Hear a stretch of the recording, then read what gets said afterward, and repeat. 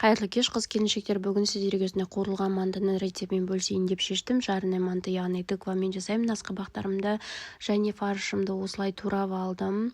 Фаршым дайын фарш болған, өзіміз жасаған. Одан кейін асқабақты төрт-бұрышты майдалап етіп турап алғаннан кейін пиязымызды қосып, дәмдеуіштерді, тұз бұрышты дәміне қарай саламыз да сұйық маймен осылай салмамызды жасап дайындап алдым. Одан кейін мен қамырды бір жұмыртқаға иледім. Екі бөлікке бөлдім. Біріншісі жай мантыға арнадым, екіншісін осы қуырылған мантыны істейміз.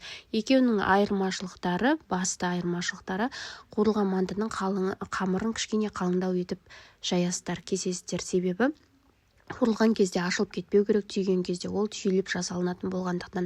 Ал жай мантымызға жоп-жұқа етіп жая береміз. Күнделікті өздеріңіз жасап жүргендей. Екеуі де 45 минутта пісетін болады.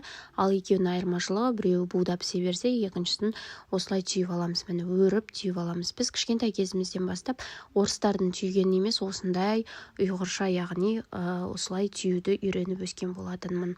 Балалық кезімде мамамыз күнде осылай жасайтын, асқабақпен өстіп дәмді мантылар жасайтын, есімнен кетпейді. Ерекше мерекелерде жасап жейтінбіз.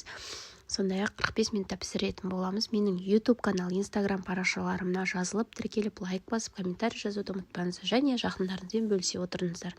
Осылай тез-тез түйіп алған болатынмын. Қалғанымен обычный мантыны қазір қалай түйетімді оны да көрсетіп өтетін боламын. Обычный мантымды 45 минутқа салып қойдым. Ол аралықта майым қызып тұрды. Және осы қуырылған мантыларды қуырып алатын боламыз майда. Жұмыс барысын қазір сіздерге көрсетіп өтетін боламын. Менімен бірге болғандарыңызға рахмет. Осылай екінші жай мантымды да айта кетейін. Осылай жұқа етіп жайып алдым. Бұның тестасын жұқа етіп жаямыз. Осылай кезекпен төрт бұрышты кәдімгі өздерін жасайтындай сияқты ғой. Осылай жайып тез-тез түйіп алған болатынмын табамды.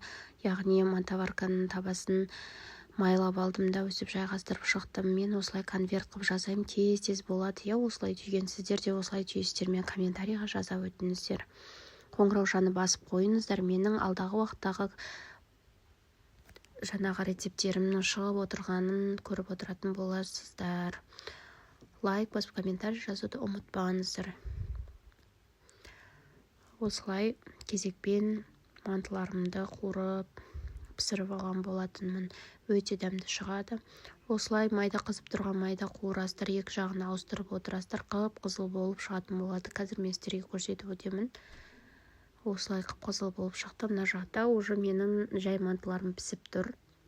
Ал қуырылған мантыларымды почти қуырып біттім. Міне түсі осылай сап-сары алтындай болып шығады. Бір-біріне қастырғанда қышыр-қышыр етеді ғой. Астарыңыз дәмді болсын, жасап көріңіздер.